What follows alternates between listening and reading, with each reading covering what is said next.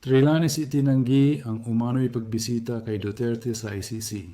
Maring itinanggi ni dating Senador Antonio Trillanes IV ang aligasyong binisita niya si dating Pangulong Rodrigo Duterte sa International Criminal Court Detention Center sa The Hague, Netherlands upang magsagawa ng welfare check. Ayon kay Trillanes, malinaw na hindi ito nangyari dahil ipinaliwanag mismo ng ICC sa kanila ang mga pulisiya ng pasilidad. Giit niya, may 24/7 telephone access si Duterte, kaya madali nitong maipapaabot sa pamilya kung may ganoong pangyayari.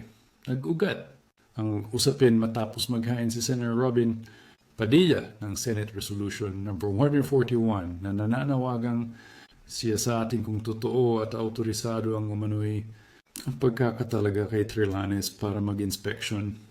Nilinaw ni Padilla na dapat ipaliwanag kung anong sangay ng pamahalaan ang nagbigay ng ganoong mandato, kung ito man ay totoo.